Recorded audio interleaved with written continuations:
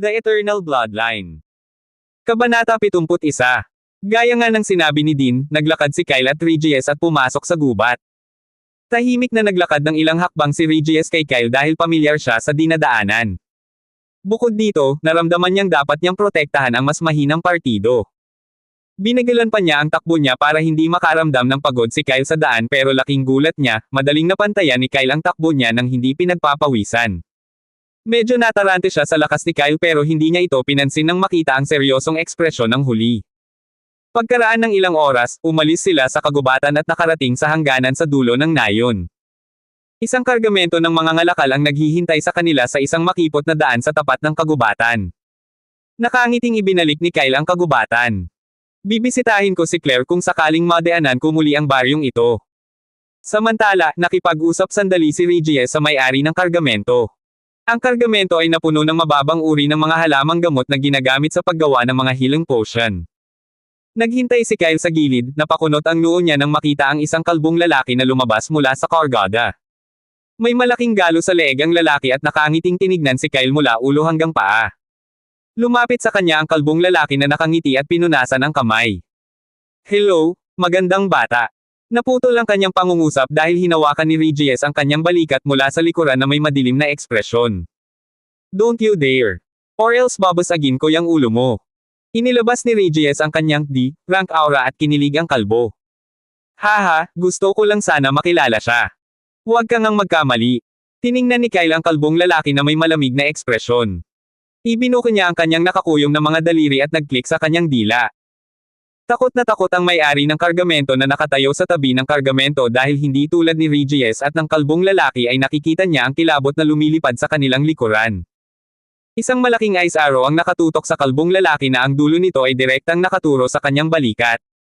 Bahagya siyang nanginig at pinunasan ang pawis sa noo dahil sa sandaling hinawakan ni Regis ang kalbong lalaki ay nawala ang palaso sa manipis na hangin. Nakakatakot talaga ang batang kulay pilak. Matapos bigyan ng isa pang titig ang kalbong lalaki, umupo na sina Kyle at Regis dala ang mga paninda. Umupo ang kalbong lalaki sa tabi ng may-ari ng kargamento na may inis na ekspresyon at nagsimulang gumalaw ang kargamento sa tulong ng ilang kabayo, dumiretso sa pinakamalapit na lungsod na may teleportation array. Napaungol si Kyle nang masilayan niya ang mga halaman sa paligid ng makipot na kalsada. Nadagdagan ng husto ang kontrol ko sa mana. Ngayon ay madali kong nabubuo ang mga pag-atake kahit isang buong metro ang layo mula sa aking sarili. Lumilipad ang kanyang mga iniisip. Siguro dahil sa bloodline niya. Bukod dito, madali niyang naihalo ang atake sa paligid kaya naman walang nakapansin sa kanyang ice arrow maliban sa pawis na may-ari ng kargamento. Bia, anong ginagawa mo? Paano naman yung iba, sinasanay pa nila yung mga matandang yon? Ilang segundo ang lumipas ay isang nakakatuwang boses ang umalangaw-ngaw sa kanyang isipan. Bakit hindi mo makita ito sa iyong sarili? Ha! Isang nalilitong pagsimangot ang bumungad sa mukha ni Kyle ngunit sa sumunod na segundo, napabuntong hininga siya. Nagulat si Regis na nakaupo sa tabi niya dahil sa biglaang paggalaw at tinanong siya kung ayos lang siya. Napakurap si Kyle at pinisil ang ilong. Okay lang ako. Tumango si Regis at tinapik ang balikat niya. Sige. Natutulog ako, gisingin mo ako kapag may nangyari. Pagkapikit ni Regis ay naging seryoso ang ekspresyon ni Kyle. Bia, ano yun? Kakaiba ang pakiramdam, biglang nag-buzz ang isip ko. Ito ay isang kasanayang na-unlock ko kamakailan. Tinatawag na shared vision. Maaari kong ibahagi sa iyo ang aking paningin sa isang minuto ngunit kailangan mong mag-focus. Okay, susubukan ko. Huminga ng malalim si Kyle at ipinikit ang mga mata sa pag-asa, sa pagkakataong ito ay itinoon niya ang pansin sa nararamdaman. Kakaiba ito, parang may bumukas na maliit na bintana sa kanyang kamalayan ngunit sa halip na makaramdam siya ng sakit ay bahagyang nakaramdam siya ng tensyon. Matapos subukan ng ilang minuto, nahawakan ni Kyle ang koneksyon nila ni Bia.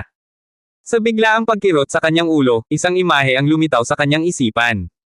Nabigla si Kyle, alam niyang nakapikit ang mga mata niya pero parang may ibang pares ng mata dahil nakikita niya ang nangyayari sa harap ni Bia. Wow! Ang galing na ito! I know right, but I can only share my vision with you for a minute or two because I can't maintain the connection for a long period. Ang unang nakita ni Kyle ay isang gumagapang na batang may kayumanggi ang buhok. Ang bata ay binibigkas ang ilang mga salita na may pangit na ekspresyon at sigurado si Kyle na sinisiraan niya ang kanyang mga baga. Hahaha, bakit gumagapang si Nine sa harap mo? Hindi sumagot si Bea, sa halip ay nagbago ang paningin ni Kyle dahil, sa sumunod na segundo, nagsimula siyang lumipad, gumala higit sa lahat ng ibang estudyante. Pinagmasdan ni Kyle ang lugar sa paligid ni Bea at nakita niya ang isang malago na kagubatan, maraming kabataang indibidwal ang tumatakbo sa kagubatan na may halong paghinga. Ang ilan sa kanila ay gumagapang na parang 9.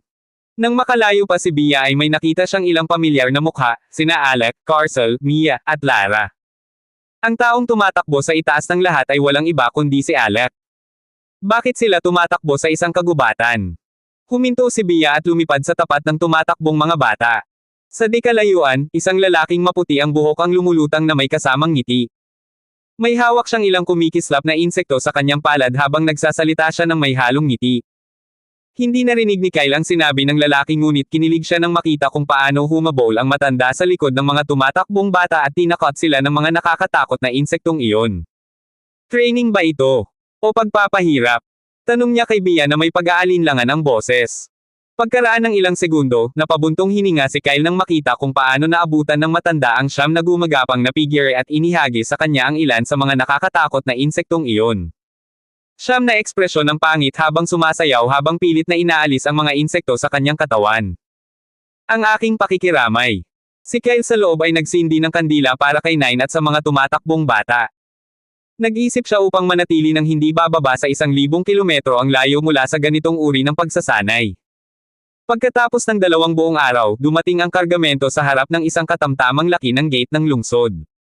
Nais ng may-ari ng kargamento na magpahinga sa pagitan ng 2 araw na paglalakbay ngunit sina Regis at Kyle ay wala sa mood na huminto sa gitna ng isang kagubatan. Wala siyang ibang pagpipilian kundi ang magnganga ang kanyang mga ngipin at pilitin ang mga kabayo na magpatuloy sa paggalaw. Tumalon sa kargamento sina Kyle at Regis nang huminto ito sa labas ng gate ng lungsod at nang hindi man lang sinisilip ang may-ari ay nagsimula silang maglakad patungo sa gate ng lungsod. Isang mahabang pila ng mga manlalakbay ang nakatayo sa labas ng gate at lahat sila ay mga duwende. Napasulyap ang ilan sa mga duwende sa dalawa, lalo na kay Kyle dahil sa matingkad na buhok na hanggang balikat at maputlang mukha. Napakunot ang noo ni Kyle nang maramdaman ang napakaraming titig na naiinip sa kanyang likuran. Naka-blue hoodie siya na may black pants na ni-request niya kay Regis dahil masyadong mahaba ang puting robe. Binabawi ko ang mga sinabi ko. Mas maganda ang itim na buhok at least hindi ako nakatawag ng pansin. Napabuntong hininga, itinago niya ang buhok sa hoodie. Pagkatapos ng ilang minutong paghihintay sa pila, sa wakas ay turn na nila na pumasok sa lungsod. Isang city guard na nakasuot ng plain na damit ang nagtanong tungkol sa kanilang dahilan ng pagpasok sa lungsod ngunit nang ipakita sa kanya ni Regis ang kanyang academy token ay agad silang pinapasok ng guard dahil sikat na sikat ang Loon Academy, sa Tercia Kingdom. Lumingalinga si Kyle sa lungsod, hindi ito gaanong maunlad ngunit maraming duwende ang gumagala sa mga abalang kalye, papunta sa isang stall patungo sa isa pa. Ang istruktura ng bahay sa paligid ng lungsod ay iba sa Kingdom Escalante dahil halos lahat ng mga bahay ay patag na isang palapag lamang. Bukod dito, marami siyang natatanaw na halaman kahit na sa mataong lungsod. Naglakad siya sa likod ni Regis at medyo nagulat siya nang may makita siyang mga taong naglalakad sa mga kalsada. Matapos ang ilang minutong paglalakad ay huminto sila sa harap ng isang mukhang lumang tindahan. Lumingon si Regis at tumingin kay Kyle. Don't go anywhere and wait here for a minute. You can't enter this shop without permission but the shop owner is my friend. So, I will buy a communication crystal for you kasi aabutin tayo ng 1 buong linggo bago makarating sa academy from here. Tumango si Kyle at tahimik na pinanood ang pagpasok ni Regis sa shop. Naghintay siya ng ilang segundo sa labas pero bahagyang nagpanteng ang tenga niya. Sumimangot ang mukha niya at napatingin siya sa isang madilim na eskinita ilang metro ang layo sa tindahan. Napakahina ngunit sigurado siyang may sumisigaw ng tulong. Tumingin si Kyle sa shop na may seryosong ekspresyon at ibinaba ang kanyang hoodie, ganap na itinago ang kanyang mga mata. Babalik ako bago siya lumabas. Mabagal na hakbang ang paglapit ni Kyle sa eskinita, ganap na humahalo sa mga duwende sa paligid niya. Dumaan siya sa ilang stalls at huminto sa labas ng eskinita. Lalong lumalim ang kanyang pagsimangot dahil nawala ang sigaw ng tulong nang makarating siya sa harap ng eskinita. Narito na ako kaya dapat kong tingnan ito. Pumasok siya sa eskinita at seryosong tumingin sa paligid. Makalipas ang ilang segundo, nakarinig siya ng mga ungol at napatigil siya sa paglalakad. Sa tapat niya, 2 batang duwende na lalaki at 2 babae na nakasuot ng magkatulad na purple na kamiseta ay tumutulong sa isang nasugatan na nasa katanghaliang gulang na babae. Ilang hakbang ang layo mula sa grupo ng mga duwende na nakasuot ng purple na kamiseta, dalawang walang malay na lalaki ang nakagapos ng lubad. Napakurap-kurap si Kyle, likod lang ng mga purple shirt na duwende ang nakikita niya. Tumalikod siya ng tahimik. Mukhang hindi ako kailangan. Habang siya ay tumalikod at humakbang patungo sa labasan ng eskinita. Isang low-tick sound ang umalangaw-ngaw sa kanyang likuran at muling nagpanting ang kanyang mga tainga. Sa gitna ng mahinang ungol ng mataong mga lansangan, ang tunog ay napakakaiba tulad ng isang makinis na piraso ng salamin na tumatama sa sahig. Lumingon siya dahil naramdaman niyang may gamulong sa kanya.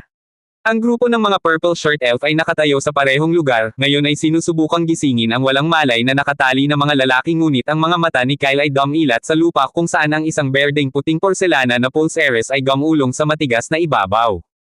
Sa ilalim ng kanyang mga tingin, ang accessory ay gamulong ng maayos at sa wakas ay tumigil sa isang zing-zang tunog nang tumama ito sa kanyang sapatos. Yumuko si Kyle at binuhat ito. Ang ibabaw ng pulseres ay kumikinang ng maliwanag sa ilalim ng sikat ng araw. Isa pa, nakikita niya ang isang hindi natapos na lumang array na inukit sa ibabaw nito. Napatingin muli si Kyle sa grupo ng mga duwende at nakita niya ang isa sa mga babaeng duwende na nakasuot ng pamilyar na accessory sa isang palso niya. Nakita na lamang niya ang likod nito at ang mahabang buhok na kulay pulot pukyutan na humahanggaw sa likuran niya. Gusto niyang iwan ang accessory sa lupa ngunit umalangaw-ngaw sa kanyang isipan ang nag-aalalang boses ni Regis at nagmamadali siyang tumalikod at nagsimulang maglakad bitbit ang bracelet sa kanyang kamay. Habang gumagalaw ay nakarinig siya ng mahinang ungol mula sa likuran. Basura, paanong ang mga taong ito ay umaatake sa isang inosenteng babae? Galit ang boses pero hindi malamig. Sa halip, ito ay napakakaaya-aya. Bahagyang humigpit ang pagkakahawak ni Kyle sa bracelet, gusto niyang lumingon para makita ang may-ari ng boses ngunit hinawakan ni Regis ang balikat niya. Kyle, saan ka nagpunta? Di ba sabi ko sa'yo magstay ka sa tapat ng shop? Delikado kang gumala ng ganito. Napakurap si Kyle at napatingin sa nag-aalalang mukha ni Regis. Sorry, gusto ko lang makakita ng stall. Napatingin si Regis sa kalapit na stall at bumaantong hininga. You could have waited for me. Anyway, I bought a communication crystal. Dito. Naglabas siya ng bowl ang kristal at iniabot kay Kyle. Kyle, alam mo ba ang set ng mga nauugnay na coordinate number ng mga communication device ng kaibigan mo? Kung tutuusin, hindi mo sila makontak kung wala ito. Tumango si Kyle. Hindi siya sigurado sa iba ngunit naalala niya ang crystal coordinate number ng komunikasyon ni Elder Han. Isa pa, naalala niya ang coordinates number ng komunikasyong ibinigay ni Crystal sa kanyang ama. Pagkatapos ilagay ni Kyle ang bracelet at ang communication crystal sa kanyang storage ring, pumunta sila sa malapit na hotel para kumain at magpahinga sandali. Samantala, sa eskinita, sa wakas ay napansin ng babaeng duwende na nawawala ang isa sa kanyang mga pulseres. Nagulat siya at napatingin sa mga kaibigan niya. Nawawala ang isa sa mga bracelet ko. Tulungan mo akong hanapin ito, regalo sa akin ng tatay ko. Naka-cross-leg si Kyle sa isang single-size na kahoy na kama. Ang kanyang hanggang balikat na pilak na buhok ay nakatali pabalik sa isang nakapusod, na nagbibigay sa kanya ng walang kahirap-hirap na cool at confident na hitsura. Isa pa, ngayon ay ganap na kitang-kita ang kanyang mga mata, kumikinang ng maliwanag sa loob ng dimly lit hotel room. Ang silid ay may panloob na kahoy na may dalawang single-size na kama, isang mesa, at dalawang upuan. Sa kanyang kaliwang bahagi, walang laman ang higa ni Regis dahil lumabas ang huli para makipagkita sa isang kakilala niya. Huminga ng malalim si Kyle at kinalikot ang communication crystal. Naalala niya ang isang pamilyar na coordinate number at inilagay ang kanyang mana sa crystal. Pagkatapos ng ilang segundo, lumiwanag ang crystal na may maliwanag na liwanag. Matiyagang naghintay si Kyle at makalipas ang kalahating minuto ay umalangaw-ngaw ang matandang boses sa silid. Sino te? Nawala ang tensyon sa balikat ni Kyle nang marinig niya ang matandang boses. Nababalot ito ng pagod at hindi malamang pag-aalala. Ibinuko niya ang kanyang bibig para sumagot ngunit muling tumunog ang boses. Sa pagkakataong ito ay medyo umaasam at balisa. Kyle. Ikaw ba? My dear. Bahagyang umangat ang mga labi ni Kyle sa isang tunay na ngiti at ngayon kung may tumingin sa kanya ay malamang na mawalan sila ng puso. Sa maputlang balat at katanji tanging mga tampok ng mukha, siya ay nagmukhang isang Diyos na pinalamutian ang mga mortal sa kanyang presensya. Yes, it's me. Dad, how are doing? Kyle. Napabulala si Baron Ohan na nabulunan. Hindi sigurado si Kyle pero alam niyang malamang umiiyak ang Baron. Nawala ang ngiti niya at sumilay ang pagsimangot sa mukha niya. Ipinaalam ba ng Academy sa pamilya ko ang tungkol sa pagkawala ko? Hindi ito posible dahil maliban kay Elder Han ay walang nakakaalam tungkol sa kanilang kasalukuyang lokasyon. Kyle, anak ko. Kumusta ka na? Natanggap ko ang balita tungkol sa pagkawala mo 2 buwan na ang nakakaraan mula sa iyong Panginoon. Masakit sa puso ko dahil wala akong magawa para sa iyo. Impyerno ang hangarin ng mga kapatid mo na hanapin ka ngunit pinigilan sila ni Elder Han dahil sinabi niyang hindi ito ligtas. Napabuntong hininga si Kyle. So, si Master ang nagsabi sa kanila. I am fine, Father. Please, don't worry about me. Kakahiwalay ko lang sa mga kaklase ko pero ngayon nasa ligtas na lugar ako. I'm sorry because of me you always worry. Sincere ang boses ni Kyle. Ilang beses niyang pinag-alala ang matanda. Una, dahil sa kanya, kailangan nilang umalis sa kanilang bahay. Ngayon, bigla na lang siyang nawala sa kanila. No, don't apologize. It's not your fault. I am just happy you are safe. Teka, tatawagan ko sina Nian at Ray. Matapos marinig ang balita tungkol sa pagkawala mo ay nagsimula silang magsanay araw at gabi dahil gusto nilang maging malakas. Kaya, sasabihin sa kanila ni Elder Han ang tungkol sa lugar kung saan ka huling nakita. Makalipas ang ilang minuto, umalangaw-ngaw ang nag-aalalang boses ni Ray at Nian mula kay Crystal at bahagyang tumawa si Kyle. Nakipag-usap siya sa kanila saglit at nang mawala ang pag-aalala at tensyon sa kanilang boses ay nagsalita siya ng may pag-aalinlangan. Dad. Would you believe me if I said my appearance changed for some reason? Like, now I look a little too handsome. So, posibleng hindi mo na ako makilala kapag nakita mo ako sa susunod. Natahimik ng ilang segundo pero biglang humagalpak ng tawa si Baron Ohan. Hindi lang siya, umalangaw-ngaw mula sa kristal ang mga tumatawa na boses ni Ray at Nian. Natigilan si Kyle. Hindi nila ako pinaniwalaan. Nawala sa pag-iisip si Kyle nang magsalita si Nian ng tumawa. Kyle, my little brother. When the hell did you become a narcissist? I thought you never cared about beauty so why now? Nataman ka ba ng ulo mo o ano? Kinagat ni Kyle ang kanyang dila at inikot ang kanyang mga mata. I am not lying. Natural lang na nangyari yon. Tumawa si Ray. Alright. Naniniwala kami sayo. Basta wag kang magpapakidnap dahil sa kakaiba mong kagandahan. Gusto pa rin naming makita ang magandang anyo ng aming nakababatang kapatid. Halos hindi na napigilan ni Kyle ang pag-facepalm. Bulong niya sa isip. Bro, gusto mo bang tumaya? Narinig ni Ray ang boses ni Kyle at muling tumawa. Hindi, ayoko. Lagi kang swerte sa mga ganitong bagay. Naalala ko nung huling nakipagpustahan ako sayo, hindi ito magandang karanasan. Nawala lahat ng pera ko. Nakangiting tumaas ang kilay ni Kyle. Bihira lang siyang makipagpustahan sa iba dahil ginawa lang niya ito kapag 100% sure na siya na mananalo. Pagkaraan ng 1 minuto, biglang may naalala si Baron Ohan at pinigilan si Kyle na putulin ang koneksyong kristal ng komunikasyon. Sandali lang, Kyle. Sinabi ni Elder Han na nawala ang kanyang lumang communication device kaya hindi mo siya makontak. Kaya naman nang dumating siya para ipaalam sa amin ang tungkol sa pagkawala mo ay ipinaalam niya sa amin kung uuwi ka na. Ipapadala ko sa kanya ang iyong communication crystal coordinate number. Para makontak ka niya. Nagtaas ng kilay si Kyle. Sige. Naghihintay ako. Pinutol niya ang koneksyon at nagsimulang maghintay. After around 10 minutes, buzzed si Kyle Crystal. Agad niya itong kinuha at umalangaw-ngaw ang isang malakas na galit na boses mula sa communication crystal. Kyle you rascal. Where the hell are you? Do you have any idea kung gaano kalaki ang gulat na ibinigay mo sa dati kong puso noong nawala ka lang sa hangin? Halos hawakan ni Kyle ang kanyang tenga. Napakalakas ng boses, kaya naman nagmamadali siyang dumistansya kay Crystal at matiyagang naghintay. Pagkatapos ng 10 minutong sunod-sunod na pag-ungol at pagsabihan si Kyle, tuluyan ng kumalma si Han. Kyle, nakikinig ka ba sa mga sinasabi ko? Nasaan ka ngayon? Seryosong sagot ni Kyle. Kasalukuyan akong nasa lungsod ng duwende na tinatawag na Belan. Matatagpuan ito sa kanlurang bahagi ng Kingdom Tercia. Nawala ko ang aking mga singsing na imbakan. Kaya't ako ay napakahirap para makabalik ako sa Kingdom Escalante. Natahimik si Han ng ilang segundo na tila may iniisip. Hindi, tiyak na hindi siya nagplano tungkol sa mga singsing na imbakan ni Kyle. Kyle, remember I told you about a secret realm. Malapit na itong mabuksan. Gusto mo pa bang pumasok sa realm na iyon? Pag-isipan mong mabuti dahil napakadelikado ng realm. Noon, marami ang nakapasok sa realm na iyon pero iilan lang ang nakabalik na buhay. Napakurap si Kyle. Hindi niya akalaing maririnig niya ang ganoong topic ng biglaan. Napaisip siya saglit. Nauna nang sinabi sa kanya ni Han ang tungkol sa kaharian, talagang delikado ito ngunit kung ganoon kadali siyang matakot paano siya magiging malakas sa hinaharap. Hindi ba magiging biro ang pangarap niyang makamit ang isang yugtong lampas sa SSS dagdag rank kung nagsimula siyang matakot sa bawat maliit na paghihirap? Master, I am strong enough to protect myself. I want to enter the secret realm because I know if I don't face dangers I will not become strong. However, how will I do it? I remember only those who won in the Academy's tournament were eligible to enter the realm.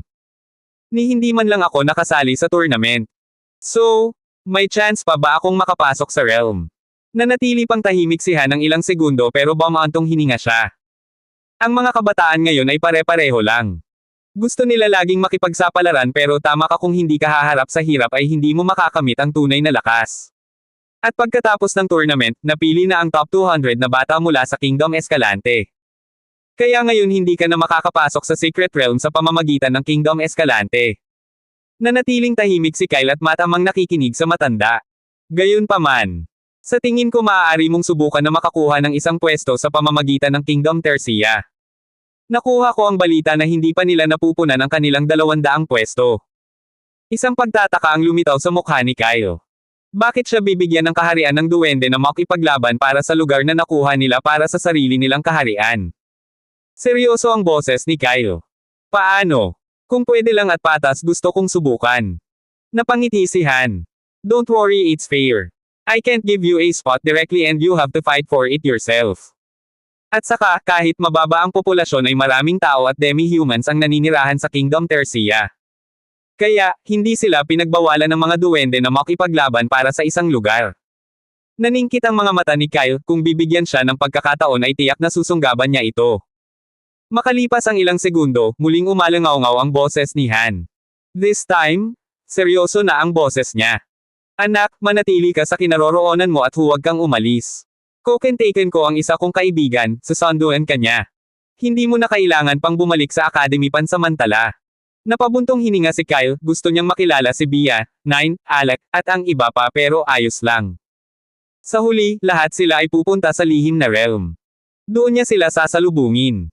Sige, maghihintay ako dito. Master, pakidala si Bia sa lugar kung saan bubuksan ang lihim na realm.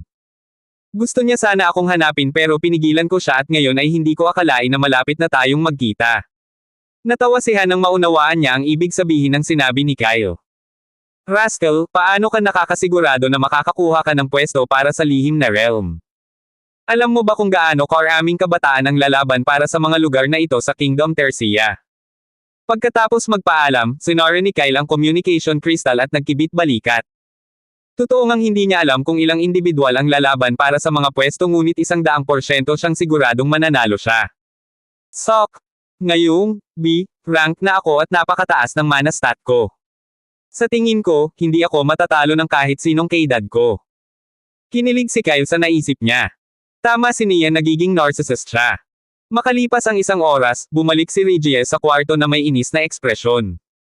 Pinagmasdan ni Kyle kung paano siya nagungol at ibinagsak ang katawan sa kama. Gumagalaw ang kahoy na kama sa ilalim ng kanyang bigat.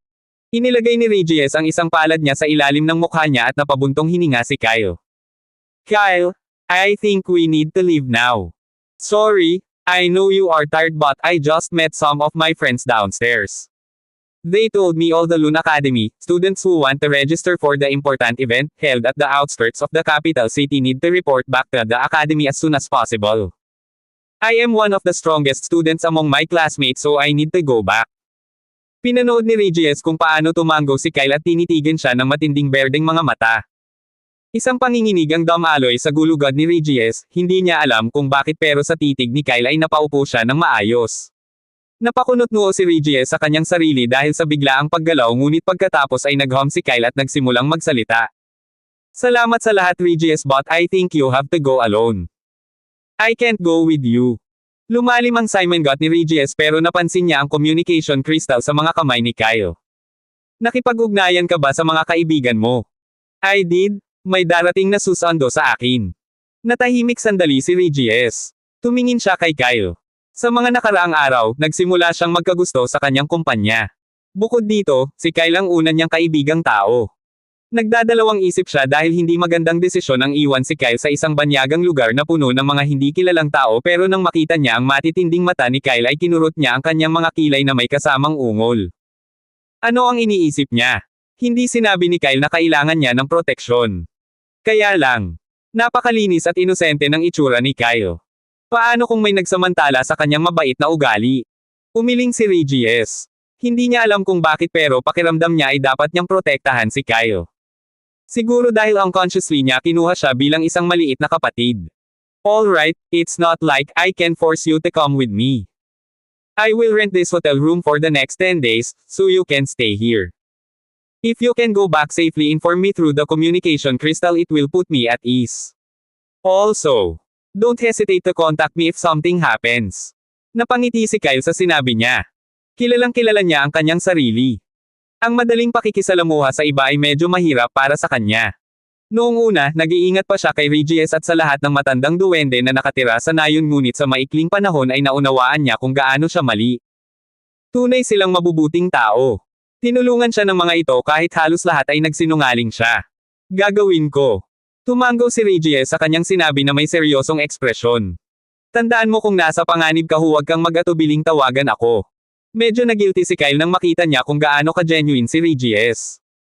Hindi siya sigurado kung tama o mali ang desisyon niya, pero sa sumunod na segundo, ngumiti siya ng manipis. Regis, I told you I am not weak. Thank you for everything. Napakurap si Regis, ibinuko niya ang kanyang bibig para magsalita, ngunit sa sumunod na segundo, isang mahinang aura ang lumabas sa katawan ni Kyle. Natigilan si Regis at napatikip agad ng bibig. Bumibilis ang pintig ng kanyang puso. Mahina ang aura, ngunit matapos itong maramdaman ay sigurado siyang kung aatakehin siya ni Kyle, matatalo siya sa isang galaw. Yumigting ang panga niya at nanlalaki ang mata na tumingin kay Kyle. Daan-daang tanong ang lumitaw sa kanyang isipan. Una, nagsinungaling ba si Kyle nang sabihin niyang pinalayas siya ng kanyang pamilya dahil mahina siya? Siyempre, ito ay isang kasinungalingan. Napakalakas ni Kyle. May bahid ng galit ang lumitaw sa kanyang dibdib. So, all this time? Tulala siya. Tumingin siya kay Kyle para sa mga sagot, pero isang apologetic smile lang ang isinagot ng huli. Ibinuka at isinara niya ang kanyang bibig, ngunit walang lumabas na salita. Sa gitna ng awkward na kapaligiran, umalangaw-ngaw sa kanyang tenga ang boses ni Kyle. It's okay. You can curse at me. I know I am a little paranoid. Napakahirap para sa akin na magtiwala sa iba. Sa kanyang mga sinabi, ibinuka ni Regis ang kanyang bibig upang magmura, ngunit nang makita niya ang sinseridad na mukha ni Kyle ay muli niyang itinikom ang kanyang bibig. Maaaring itago ni Kyle ang katotohanan ito hanggang sa huli, kaya bakit ngayon pa? Bakit ngayon niya lang sinabi sa kanya na maghihiwalay na sila? Tila naramdaman ang bakas ng pag-iisip ni Regis, muling nagsalita si Kyle sa pagkakataong ito na nakangisi. Magkaibigan tayo, di ba? Ayokong mawalan ng tunay na kaibigan dahil lang sa maliit na kasinungalingan. Napangisi si Regis, ngunit nang marinig niya ang salitang kaibigan, ay nabawasan ang tensyon sa kanyang balikat. So hindi ka pinaalis ng pamilya mo? Tsaka, Kyle ba ang totoo mong pangalan? Napaisip si Kyle at umiwas ng tingin. About my family, they love me a lot and Kyle is my real name. I didn't lie about my name. Napabuntong hininga si Regis at itinaas ang manggas. Sige, patatawarin na kita. Hayaan mo lang akong suntukin ka. Sumirit si Kyle at pumikit. Inilagay niya ang communication crystal sa storage ring at naghanda para sa paparating na sakit. Nagsimulang tumawa si Regis nang makita kung gaano kadaling tinanggap ni Kyle ang kanyang parusa.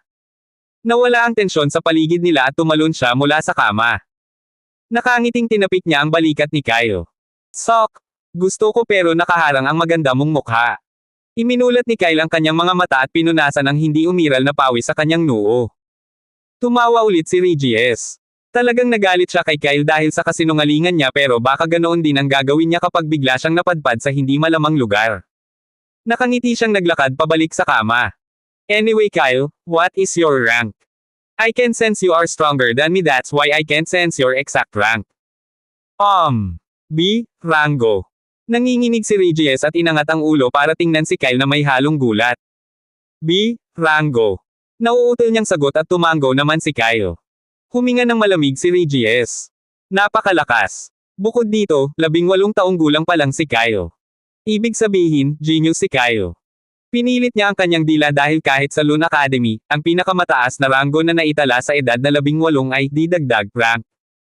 Hindi na nagtanong pa si Regis, gulat na gulat siya. Naligo siya nang wala sa sarili at lumabas na nakasuot ng purple na sando na may gintong dahon na nakapaloob sa dibdib. Napataas ang kilay ni Kyle nang makita ang suot niyang sando, halos kapareho ito ng mga duwende na nakita niya sa eskinita. Kaya galing sila sa Loon Academy. Napaisip siya sa kaloob-looban at inisip ang porcelain na pulseres. Ibibigay ko ba kay Regis? Naputol ang pag-iisip niya nang kumaway si Regis sa kanya. Kyle, aalis na ako. Well, it unnecessary considering your strength, still take care. Tumango si Kyle at tumalon sa kama. Naglakad siya at huminto sa pintuan, pinagmamasdan ng kanyang mga mata ang kumukupas na imahe ni Regis. Pagkaalis ni Regis, bumalik si Kyle at umupo sa kama. Pumikit siya at nagpas siyang maging pamilyar sa espasyo ng isip.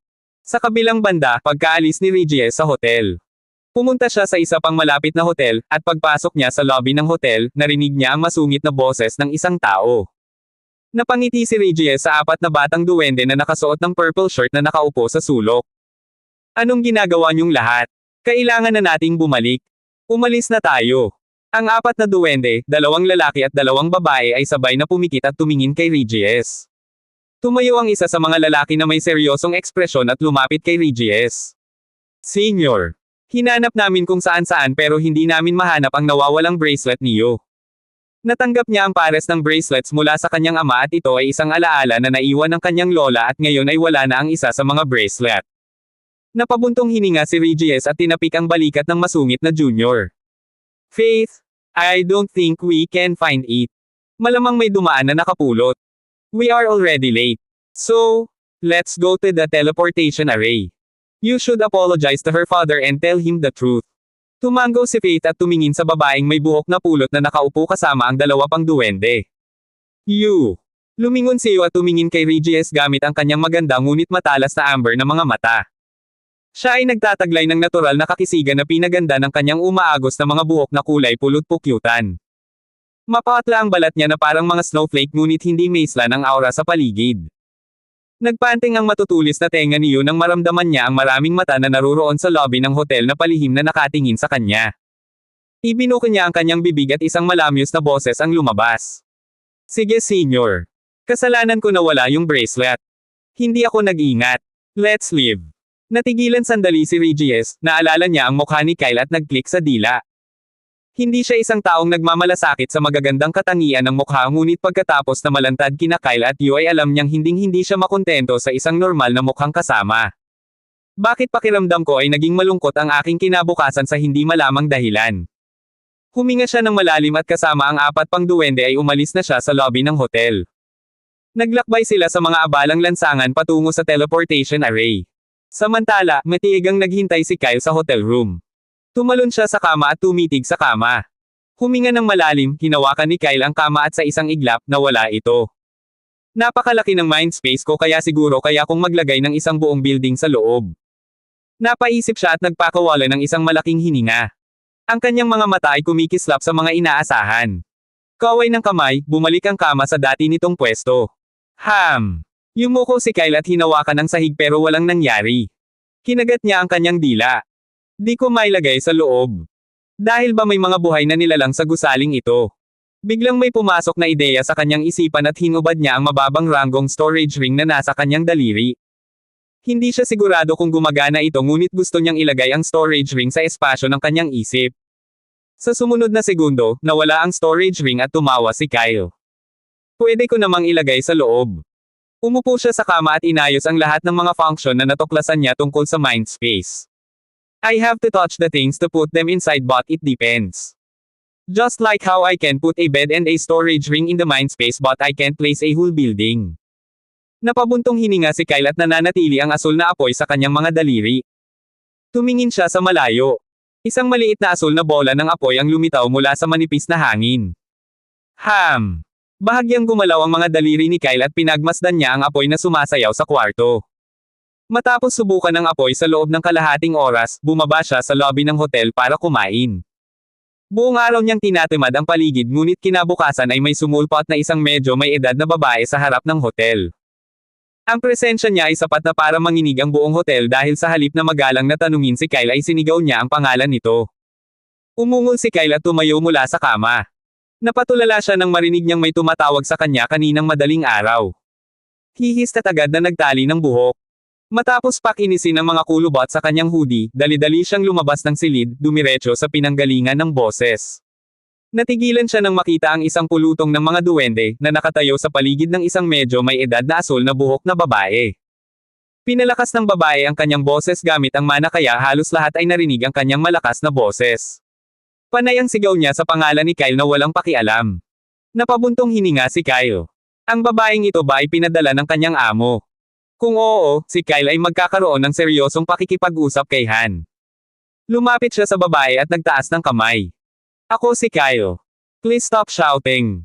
Nagtaas ng kilay ang babae at tinignan si Kyle mula taas hanggang ibaba na may nakakaintrigang ngiti. Kumaway ang long sleeves ng amber shirt niya nang ituro niya si Kyle. Ikaw si Kyle. Estudyante ng Han. Tumango si Kyle. Napatingin sa kanya ang babae na nakakunot ang noo. Sigurado ka bang ikaw si Kyle? Sabi ni Han, itim ang buhok mo. So bakit silver hair ang nakikita ko? Hindi sumagot si Kyle, kinuha lang niya ang komunikasyon ni Crystal at nagmamadaling tinawagan si Elder Han. Pagkalipas ng ilang minuto, kinumpirma ni Elder Han ang kanyang pagkakakilanlan at sa wakas ay ipinakilala ng babae ang kanyang sarili bilang kanyang tagapag-alaga sa susunod na ilang buwan. Hello, Kyle O. Han. My name is Serena and I am your guardian who will accompany you for the time being.